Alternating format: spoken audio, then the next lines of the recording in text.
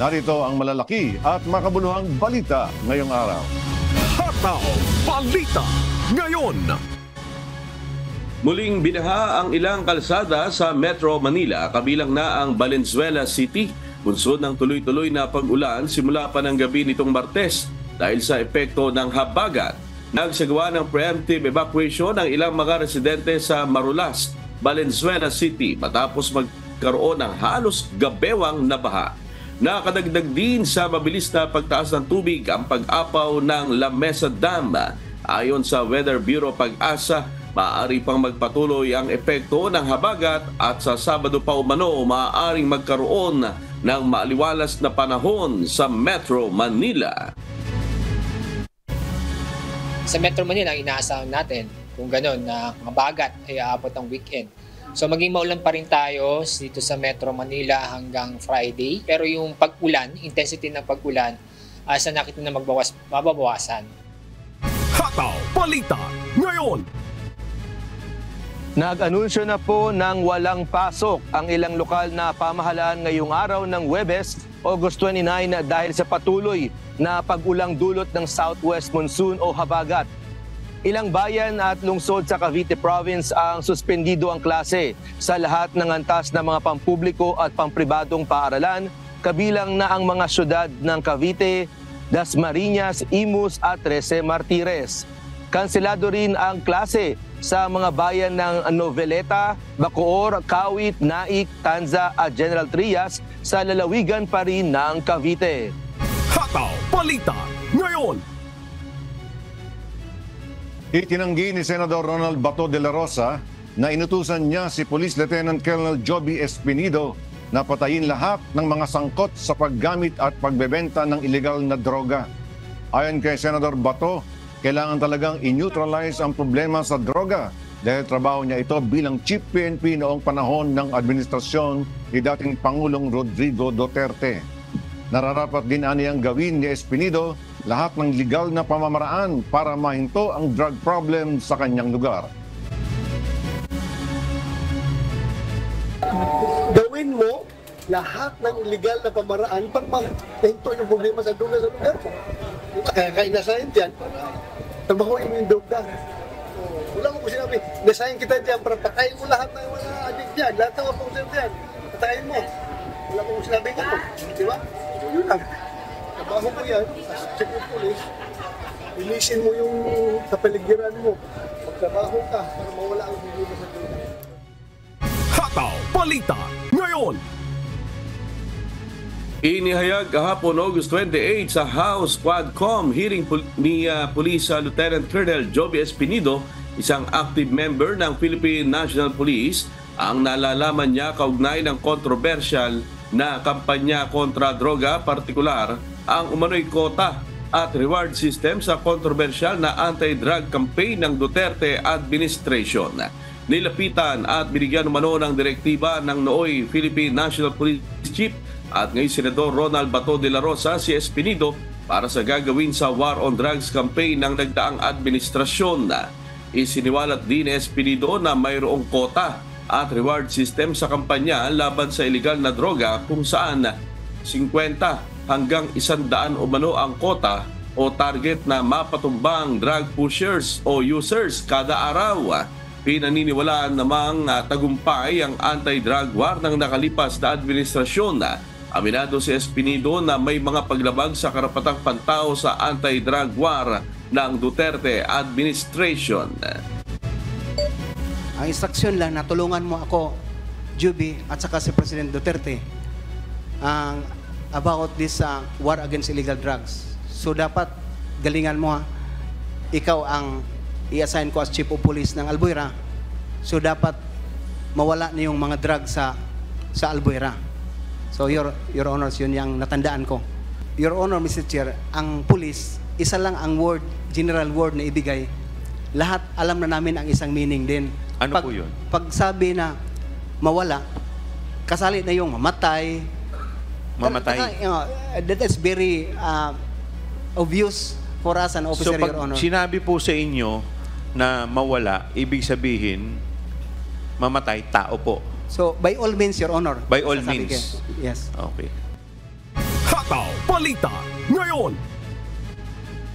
Pinasasampahan na ng Department of Justice, National Prosecution Service o DOJ-NPS ng kaso ang negosyante at Lucky South 99 Pogo representative na si Cassandra Leong at ang kapatid ni dismissed Mayor Alice Guo na si Sheila Guo. Ayon kay DOJ Undersecretary at Interagency Council Against Trafficking o IACAT Head Nicolas Felix T., bailable o maaari namang magpiyansa sa mga kasong isasampa kabilang ang paglabag sa Passport Act at hindi pagtalima sa subpina ng Kongreso. Tuloy naman ang investigasyon hinggil sa mas mabigat na reklamo na inaasahang isasampa kina Guo at Ong. Lumabas na yung inquest resolution kung saan kakasuhan, i-charge na sa korte yung dalawa. Ang balita ko, this week may isasampa na money laundering case.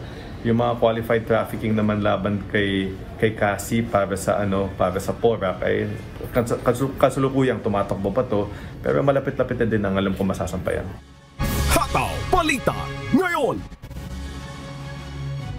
Tinanggihan ng Court of Appeals ng Timor-Leste ang motion for reconsideration na inihain ng kampo ni dating Negros Oriental Representative Arnulfo Teves Jr. Nangangahulugan naman ito ng pagpabor sa kahilingan ng pamahalaan ng Pilipinas na extradition para sa dating mambabatas. Ayon kay Justice Secretary Crispin Remulla, ang naturang desisyon ay isang malaking hakbang sa pag-usad ng hustisya, anuman ang estado sa buhay. Sa ngayon, wala pang inilalabas na sagot sa isyu ng kampo ni Teves. Si Teves ay nahaharap sa kasong pagpatay laban kay Negros Oriental Governor Ruel de Gamo at iba pa noong taong 2023. Hataw Balita ngayon. Hindi maaaring basta pumasok sa bansa ang International Criminal Police Organization o Interpol upang manghuli o isilbi ang warrant of arrest na inilabas ng International Criminal Court. Sa paglilinaw ni Justice Secretary Crispin Remulla, kakailanganin munang dumaan ang Interpol sa Korte ng Pilipinas bago ito makapagsagawa ng panghuhuli laban sa individual na pinaaresto ng ICC. Sinabi pa ng kalihim, hindi hahadlang ang DOJ sa proseso kung sakaling pumunta sa Korte ng Pilipinas ang Interpol. Matatanda ang nagsasagawa ng investigasyon ng ICC laban kay dating Pangulong Rodrigo Duterte kaugnay ng umano'y mga drug war-related crimes sa ilalim ng kanyang pamamahala. Hataw Balita ngayon. Makikipag-ugnayan umano ang Office of the Vice President sa tanggapan ni Lanao del Sur 1st District Representative Zia Adyong matapos na ipagpaliban ng mababang kapulungan ang Kongreso ang pag-aaproba sa 2 bilyong pisong proposed budget ng OVP para sa taong 2025. Ayon sa tagapagsalita ni Vice President Sara Duterte na si Attorney Michael Poa, wala pang definite date kung kailan mag-uusap ang dalawang opisyal. Si Representative Adyong ang nakatalagang sponsor ng proposed 2025 budget ng OVP sa House of Representatives Plenary. Matatandaang nagdesisyon ng Kongreso na ipagpaliban ang pagkilati sa proposed budget ng OVP dahil sa pagtanggi ng Vice Presidente sa pagsagot sa mga tanong ng mga mambabatas kung paano nito gugugulin ang proposed budget ng kanilang tanggapan. Sa September 10, 2024, inaasahang magpapatuloy ang OVP budget deliberations sa House of Representatives. Hataw Balita ngayon.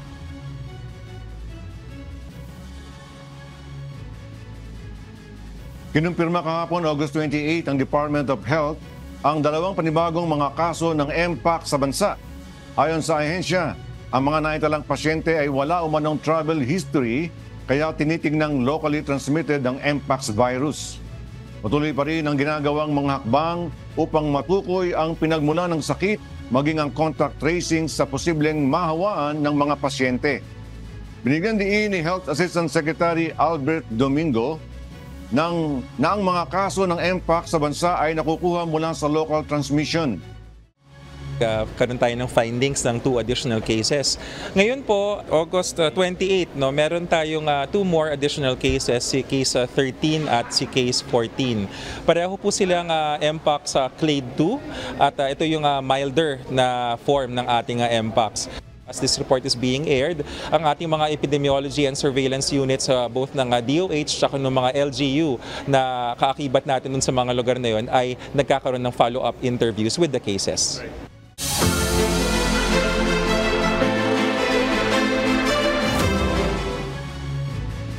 Nais ng Kingdom of Jesus Christ o KOJC na patawan ng contempt of court sina DILG Secretary Benhur Abalos Jr. at PNP Chief Police General Romel Francisco Marbila dahil sa hindi umano pagsunod ng mga ito sa inilabas na temporary protection order ng Davao Regional Trial Court. Samantala, pinalaga naman ng KOJC ang umano'y plano ng PNP na sirain ang ilang istruktura nila sa compound para hanapin si religious group leader Apollo Kibuloy at kinontra ang mismong pahayag ni Pangulong Marcos na walang mga baril ang mga pulis na pumasok sa KOJC compound. Si Lalaine Moreno humahataw. Hataw Balita ngayon. Dumulog sa Davao City Regional Trial Court Branch 15 ang kampo ng Kingdom of Jesus Christ o KOJC nitong Martes para hilingin ang paglalabas ng show cause order laban kina Interior and Local Government Secretary Benhur Abalos at Philippine National Police Chief Police General Romel Francisco Marbil. Ito ay para pagpaliwanagi ng mga respondent kung bakit hindi sila dapat mapatawan ng contempt ng korte. Kasunod ito ng patuloy na pananatili ng mga pulis sa compound ng KOJC sa kabila ng inilabas na Temporary Protection Order o TPO pabor sa grupo. Nag-file na kami ng manifestation po na ipapakontempt po namin sila, no? At saka meron kaming mga ibang mga prayers po na nandun. Nitong Martes, nag-issue ng TPO ang Davao RTC Branch 15 na nag-uutos sa PNP na itigil ang anumang aksyon na magdudulot ng peligro sa kaligtasan at seguridad ng mga miyembro ng KOJC. Iniutos rin ng korte sa PNP na alisin ang lahat ng uri ng barikada, barriers o pangharang sa pasukan at labasan ng compound. Inilabas ng korte ang TPO sa gitna ng tensyon sa pagitan ng PNP at KOJC matapos na muling isilbi ng mga pulis ang arrest warrant sa laban kay Apollo Kibuloy at mga co-accused nito. Wala pang inilalabas na reaksyon ng PNP at DILG sa panibagong legal na hakbang ng KOJC. Una na iginiit ng DILG na hindi aalis sa mga pulis sa compound dahil hindi naman ito kasama sa naging utos ng korte.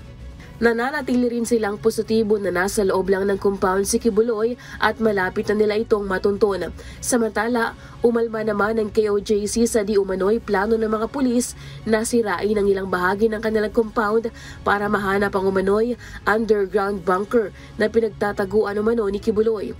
Paniwala ng legal counsel ng KOJC na si Attorney Israelito Torion, nagdulot umano ito ng pangambas sa mga KOJC members. Dapat anya ay may permiso kung gagawin ito ng mga pulis sa KOJC property. Bubumbahin daw itong aming cathedral which is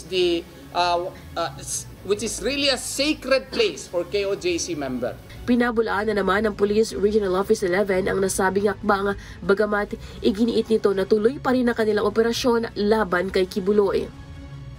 Isa na namang kasinungalingan ang pinapalabas ng KOJC na bobobohin namin ang kanilang compound. Kagaya ng kasinungalingan na sinasabi nila na pinutulan na namin sila ng tubig at kuryente. Samantala, kinontra din ng KOJC ang naging pahayag ni Pangulong Ferdinand Marcos Jr. na walang armas sa mga pulis na pumasok sa kanilang compound. Ayon kay Atty. Torion, may mga pulis na may dalang baril ang pumasok sa loob ng compound. Una nang ipinagtanggol ni Pangulong Marcos ang police operation sa compound at sinabing walang ginawang human rights violation sa mga pulis. Muli namang apila ng KOJC sa mga otoridad, lisanin na ang kanilang compound dahil wala umano sa loob ang kanilang lider. Wala nga si Pastor Apollo si Kibuloy dito. Bakit kayo hindi maniniwala sa amin? Kahapon, pinapasok na rin ang mga miyembro ng media sa loob pero limitado lang ang kanilang galaw. Sa obserbasyon, mas maluwag ng sitwasyon sa labas ng compound kumpara noong kasagsagan ng tensyon. Naglabas na rin ng clarificatory order ang Davao RTC at nilinaw na hindi apektado ng TPO ang pagsisilbi ng warrant of arrest. Ngunit dapat naman makatwiran at nasa tamang paraan ang pagsisilbi dito. Kung higit man dito ang mga kabang na gagawin ng pulisya, dapat ay mayroon muna itong paintulot ng korte. Lalain Moreno, humahataw sa balita ngayon. Hataw Balita ngayon. Nagpapatuloy ang paghahanap sa mga nawawalang pasahero ng tumaob na bangka noong kasagsagan ng masamang panahon. Si Jolitz Matangat, humahataw. Hataw Balita ngayon. Patuloy ngayong araw, August 29, ang isinasagawang search and rescue operation ng Philippine Coast Guard para sa mga sakay ng dalawang tumaob na bangka sa karagatang sakop ng bayan ng San Jose, Romblon, bandang madaling araw nitong Lunes, August 26. Galingan nila ng Boracay ang dalawang bangka na patungo sa ng Kaluya Island. Bandang umaga nitong Miyerkules, natagpuan ng isang bangkay sa dalampasigan ng Sitio Sawang, Barangay Ago, Horlock, Romblon. Kinumpirma naman kagabi na ang isa pang bangkay na nakita ay isa sa mga hinahanap na pasahero sa tumaob na bangka. Natagpuan ito sa dalampasigan ng Sitio Santo Niño, Poblacion, Looc, Romblon. Kinilalang bangkay na si Marlon Belliega base sa nakitang ID. Sa inisyal na investigasyon ng mga otoridad, nakaranas ng malalakas na alon at hangin ang mga pasahero punsod na masamang panahon na naging dahilan ng pagtaob at paglubog ng mga bangka. Dalawang survivor naman ang nagawang makalangoy sa dalampasigan kaya nakahingi ng tulong at nakapag-report sa mga otoridad. Samantala, nasa pangangalaga naman ng San Jose Local Government Unit ang 10 nakaligtas sa insidente. Jolitz Matangat, humahataw sa balita ngayon. Hataw Balita ngayon. Naaresto ng Philippine National Police ang nasa 19 na individual kabilang ang 2 social media personality dahil sa pagkakasangkot umano sa boys fishing and scamming activity. Si Benedict Samson, humahataw. Hataw Balita ngayon. Sa bisa ng warrant to search, seize and examine computer data na inimplementa ng PNP Anti-Cybercrime Group, Imus City Police, barangay official at kawani ng Bangko Sentral ng Pilipinas sa Imus City, Cavite noong August 23, umabot sa 19 na individual na naaresto ng PNP ACG kabilang na ang 2 social media personality o vlogger. Ayon sa PNP ACG, sangkot umano sa boys phishing o phishing scam ang mga naarestong suspect kung saan nagpapanggap sila na bank representatives at inikayat ang isang biktima na i-update ang kanilang lumang card. Dahil dito, nakukuha ng mga suspect ang bank account details ng isang nabiktima. Nakuha sa mga suspect ang iba't ibang SIM cards, mobile devices, laptops, bank documents, ledgers at script na gamit ng mga ito sa panloloko. Bago pa ito ay umabot na sa 3 operasyon na naisagawa ng PNP ACG mula noong Hunyo hanggang ngayong Agosto sa General Trias City, Trece Martires City at Taguig City. Hawak na sa ngayon ng mga otoridad ang mga naarestong suspect na maharap sa kasong paglabag sa Republic Act 12010 o ang Anti-Financial Account Scamming Act. Bukod pa rito ang kasong RA 8484 o ang Access Devices Regulation Act of 1998, RA 10173 o ang Data Privacy Act of 2012 na kaugnay sa RA 10175 o ang Cybercrime Prevention Act. Benedict Samson, humahataw sa balita ngayon.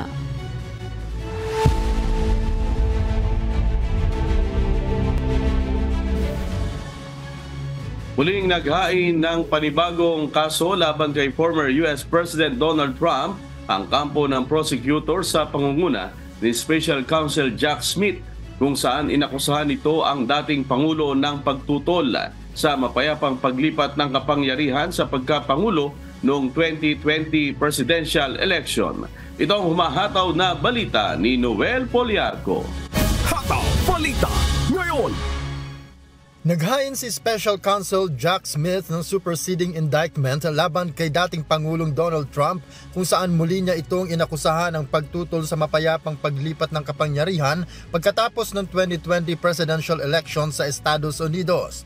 Nakasaad sa 36-page charging document ang mas detalyadong hanay ng di umano'y kriminal na gawain matapos ang desisyon ng Supreme Court na si Trump ay immune mula sa pag-uusig para sa ilan sa mga pag-uugali na kasama sa orihinal na 45 pahinang akusasyon na ibinalik sa nakaraang taon.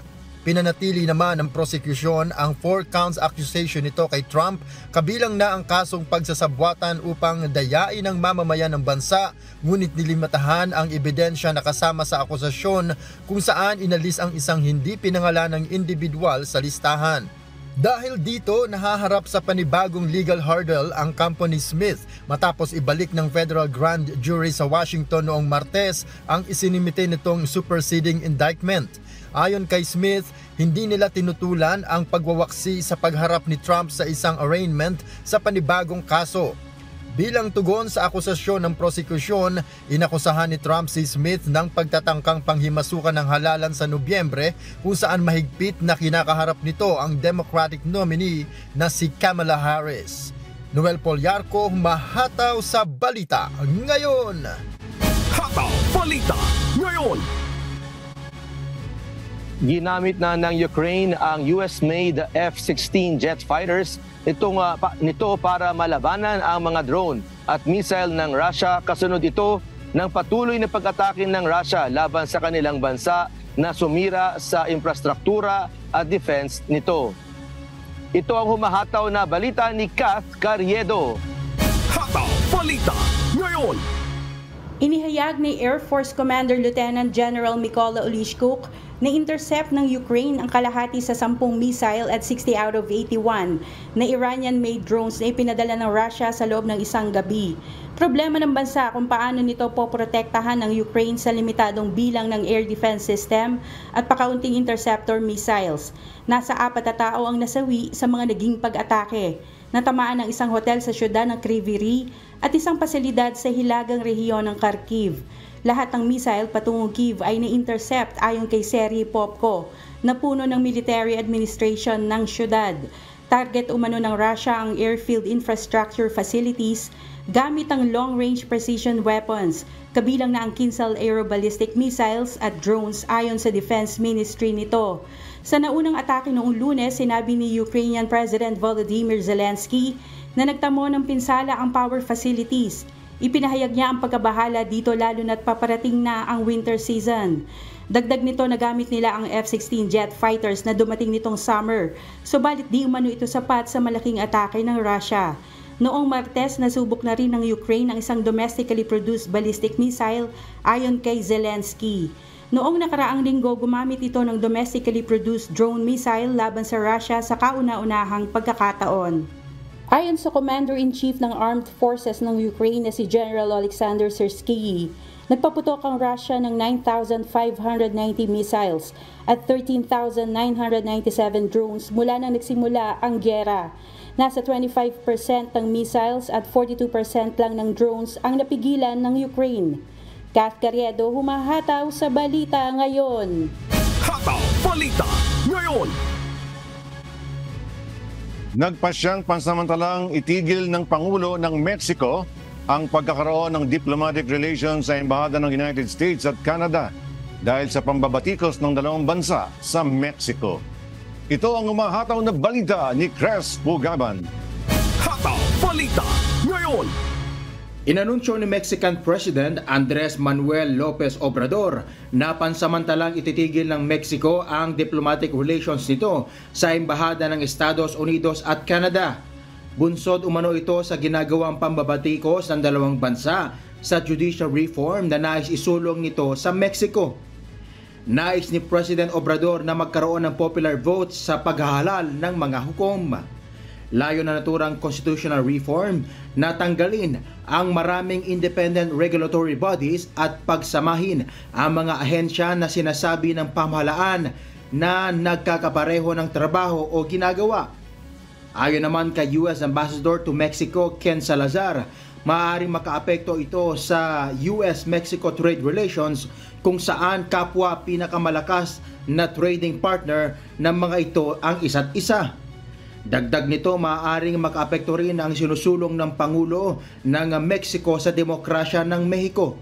Binatikos din ito ng maraming mambabata sa Estados Unidos dahil anilay magkakaroon ito ng malaking impact sa ekonomiya ng tatlong bansa, kabilang na ang national security.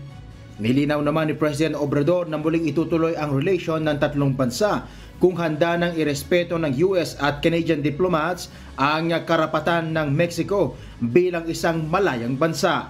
Cres Fogaban, humahataw sa balita ngayon.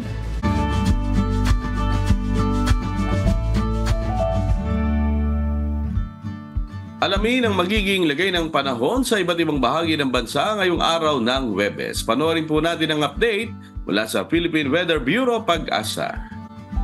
Patuloy pa rin po ang mga pag-ulan dito sa western sections ng Southern Luzon, Central Luzon and Visayas dahil po yan sa habagat pa rin or southwest monsoon, bagamat yung mga magiging pag-ulan po natin ay hindi na ganun kalakas as compared yesterday. Samantala, patuloy naman nating minomonitor itong cloud clusters or kumpul ng ulap dito po sa may silangan ng ating bansa. Posible diyang may mabuo na low pressure area sa mga susunod na araw at pumasok ng ating Philippine Area of Responsibility. At kung mapapansin po natin, meron ng mga malalakas sa mga pag-ulan sa may eastern portions kabilang Caraga and Davao Region, kaya mag-ingat po sa mga posibleng pagbaha at pagguho ng lupa dahil doon sa epekto ng cloud clusters. Bagamat wala naman tayong inaasahang bagyo hanggang sa matapos po ang Agosto, hanggang sa matapos naman po ang 2024, possible pa rin po ang 6 hanggang 10 bagyo, base yan sa Climatology and Agrometeorology Division po ng Pag-asa. For the months of September and October, possible po ang 2 hanggang 3 bagyo, habang pagsapit naman po ng November or December, and December po 1 hanggang 2 bagyo sa loob ng Philippine Area of Responsibility. Simula po ngayon hanggang sa weekend, wala naman tayong inaasahang gale warning or pagtaas ng mga pag-alon. But then again, kapag meron tayong mga thunderstorms, posible pa rin umakyat sa 2.5 metro ang taas, lalo na po sa may areas ng Mimaropa and Western Visayas. Bahagyang epekto na rin po ito ng southwest monsoon. But for the rest of our country, asahan pa rin yung banayad hanggang katamtaman na taas ng mga pag-alon. Para naman sa lagay ng ating panahon sa susunod pa na 4 na araw, posible pa rin umiral ang southwest monsoon or habagat, plus meron tayong mga minomonitor po na weather disturbances base po sa latest TC Threat Potential Forecast po ng Pag-asa. Later next week po or earlier next week po, possible po na magkaroon tayo ng panibagong circulation somewhere dito sa may West Philippine Sea, pero eventually po ay lalabas din naman ito ng ating area of responsibility. Pero mas magmomonitor po tayo dito sa may cloud clusters sa may eastern side ng Mindanao dahil posibleng may mabuo dyan na low pressure area or possible nga na circulation at papasok ng ating Philippine Area of Responsibility pagsapit po bukas or sa Sabado. Mababa pa naman ang tsansa na ito'y maging isang bagyo, subalit pagpasok nito sa ating PAR ay magpapaulan yung trough or yung extension nitong low pressure area or circulation sa may eastern sides ng ating bansa. So over the weekend, mataas ang tsansa ng pag-ulan dito sa may Samar Island, sa may Caraga Region and Davao Region dahil dun sa trough ng possible na low pressure area, habang ilang areas pa rin po dito sa may Western Visayas, Negros Island Region, Mimaropa, lalo na sa may Palawan, plus Zamboanga Peninsula and Bangsamoro Region, may epekto na rin po ng southwest monsoon or habagat. So inuulit natin, mataas ang tsansa ng mga pag-ulan sa susunod pa na 4 na araw dito sa may Southern Luzon, Visayas and Mindanao. So kung meron kayong mga plano, yung mga magta-travels po, yung may mga certain occasions po, ay make sure po na meron tayong dalang payong or pananggalang sa ulan, habang ang Northern and Central Luzon makakaranas naman ng bahagyang maulap hanggang maulap pa rin na kalangitan, kabilang na rin ang Metro Manila, at sinasamahan lamang yan ng mga saglit na ulan, lalo na sa hapon hanggang sa gabi. Sunrise po natin ay 5:44 in the morning, sunset naman ay 6:10 ng gabi. At napanood po natin ang update mula kay Pag-asa Weather Specialist Benison Estareja. Tandaan, sa bawat araw na ating nasisilayan, tayo magpasalamat sa Diyos na may lalang.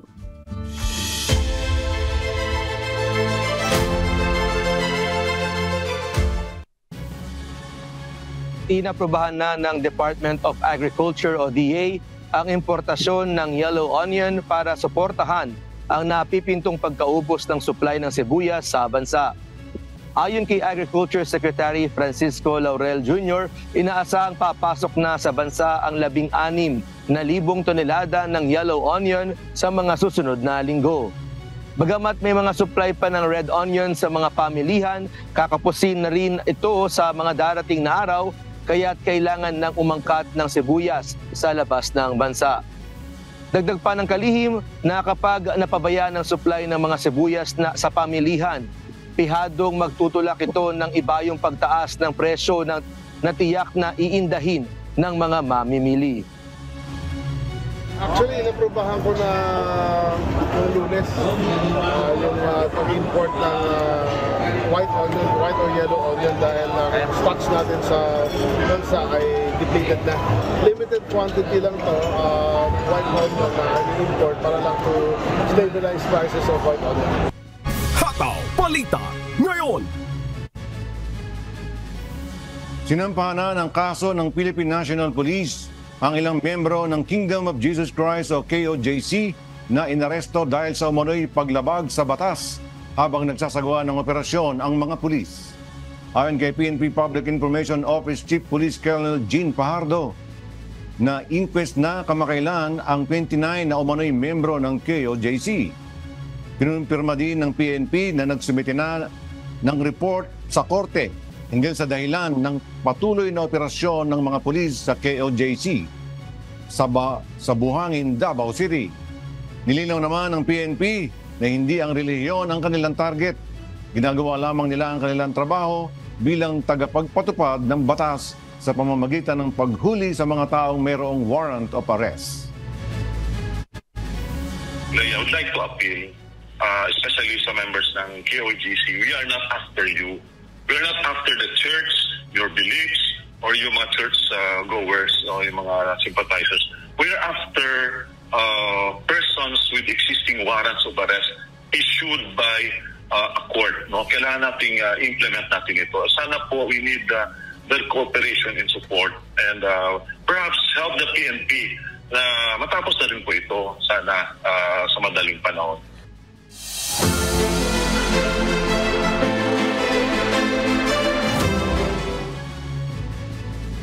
Patuloy na inaasikaso ng mga hog racer sa Batangas ang mga requirement para makapaglabas ng alagang baboy sa probinsya. Sa gitna pa rin ito ng nararanasang problema sa African swine fever sa lalawigan. Si Ari Silvestre humahataw. Hataw Balita ngayon! Marami sa mga hog racer ang patuloy na nag-aasikaso ng requirements upang makapaglabas sa probinsya ng kanilang alagang baboy at madala sa iba't ibang lugar. Bantay sarado na kasi ng mga tauhan ng Provincial Veterinary Office at ng mga pulis ang mga entrance at exit point sa lalawigan ng Batangas, kung saan ipinatutupad ang mahigpit na pag-iinspeksyon sa mga pumapasok at lumalabas na baboy sa probinsya. Layo ng hakbang na masugpo ang pagkalat ng African Swine Fever o ASF sa lalawigan. Ayon kay Francis Aguba, isa sa mga hog racers sa Batangas, nakapaglalabas sila ng 3 hanggang 4 na alagang baboy sa labas ng probinsya linggo-linggo dahil kumpleto ang kanilang dokumento. Unang-una yung business certificate, tapos yung basta ilakadin mo lang naman ng kumpleto, wala namang problema. Okay naman, hindi naman sila ganun kahigpit ka mo. Hindi naman. Basta kailangan on time to time bago yung papel mo. Ako po talagang lumalaban ng patas para kaya-aya naman sa ating mga customer na sigurado silang walang problemang makakain nilang baboy. Samantala sa social media post ng isang nag-aalaga ng baboy sa Tanawan City, Batangas, ibinahagi nito na pinapakain nilang sa labas ang mga ito dahil hindi na umano mabibili ang kanilang alagang baboy. Nagpapatuloy pa rin sa ngayon ang isinasagawang inspeksyon ng Provincial Veterinary para maiwasan ang paglabas ng probinsya ng mga baboy na may ASF. Ari Silvestre, humahataw sa balita ngayon. Hataw Balita ngayon. Umapaw ang Lamesa Dam sa Quezon City bandang umaga nitong Miyerkules dahil sa tuloy-tuloy na pag-ulan na dala ng southwest monsoon o habagat. Ayon sa pamunuan ng Manila Water na siyang namamahala sa dam, dapat na laging nakaantabay ang mga residente sa dadaluyan ng tubig mula sa dam kahit na walang bagyo. Si Nestor Torres, humahataw! Hataw Balita ngayon! Nag-abiso na ng red rainfall warning ang Philippine Atmospheric Geophysical and Astronomical Services Administration o PAGASA dahil sa lakas ng pagulan. Dahil dito, umabot sa spilling level ang Lamesa Dam sa Quezon City kaya umapaw na ito. Ayon sa pamunuan ng Manila Water, marami sa mababang lugar, partikular sa Kamanaba area, ang babain kapag nagtuloy-tuloy ang pag-apaw ng dam. Merong 14 na barangays, no, from 3 different cities, no, Quezon City, Valenzuela at saka Malabon, na automatic to ini-inform sila, no, yung mga barangays at yung mga local government units, yung mga disaster and risk reduction na mga committee nila dun sa level, no, so binibigyan na sila ng warning. Ayon kay Sibilia, nagawa naman nilang i-abiso kanina ang pagtaas ng tubig sa dam, lalo na sa mga maapektuhang residente, partikular sa mga lugar na malapit sa Tulian River. Pamunayang maapektuhan ng pag-apaw ng Lamesa Dam ay ilang lugar sa Quezon City, Valenzuela at Malabon. Ayon kay Sibilia, bagamat tumigil ng pag-apaw ng tubig sa dam, hindi pa rin dapat makampante dahil tuloy-tuloy ang pagulan at posibleng magpakawala uli ito sa mga oras na hindi inaasahan. Na talagang kailangan yung mga local government units, bigyan sila ng warning at sabihin sa kanila na ito on an hourly basis, ito ang level ng lamesa, lalo na kung dire-diretso ang ulan, so tumataas siya. So para makapaghanda yung mga local government units kung kinakailangan na diyang mag-employ ng evacuation procedures. Nestor Torres, humahataw sa balita ngayon. Hataw Balita Ngayon. Pinakawalan din sa karagatan ng isang Hawksbill Sea Turtle o pawikan na aksidenteng nalambat ng mga mangingisda sa bahagi ng Diora, Zinungan, Santa Ana, Cagayan kahapon August 28. Sa ulat ng lokal na pamahalaan ng Santa Ana, may haba itong 51 centimeters at may lapad na 48 centimeters. Isang nagngangalang Recolisado ang nagtungo sa fishery station upang iulat ang insidente na agad namang itinawag sa Santa Ana Local Government Unit at DNR Centro Apari. Sinuri muna ang pawikan upang malaman kung malusog o hindi bago pinakawalan sa karagatan ng Diora, Zinungan. Nilagyan din ito ng tag para agad na matukoy sakaling muli itong malambat sa karagatan.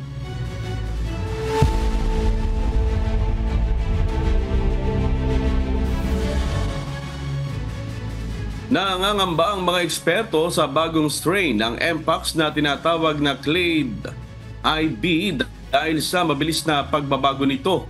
Anila mas kumakalat ng mabilis ang bagong strain sa mga lugar kung saan kulang ang pondo at mga kagamitan upang matrap o masubaybayan ang bagong strain. Itong humahataw na balita ni Early Briones. Hataw Balita Ngayon.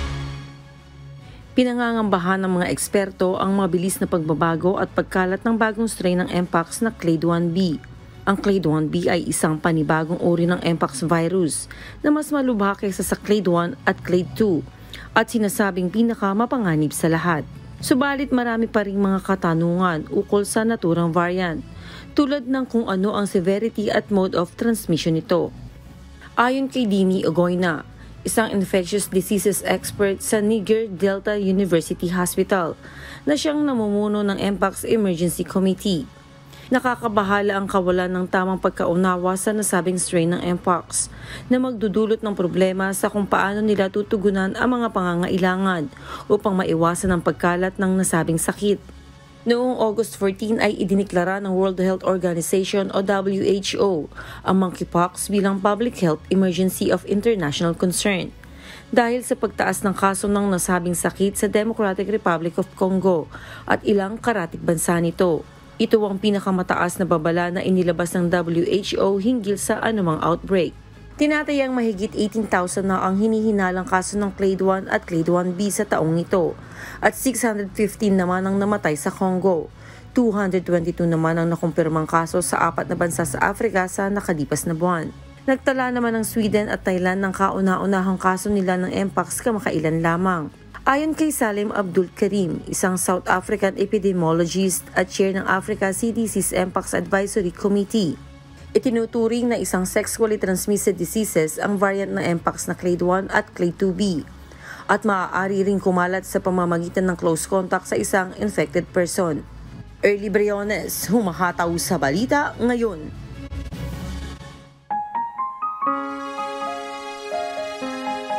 At sa aming ibabahaging mga salita ng Diyos na ating sandigan, mula sa Awit, Kapitulo 37, talatang 37. Tandaan mo ang sakdal na tao at masdan mo ang matuwid, sapagkat may isang maligayang wakas sa taong may kapayapaan.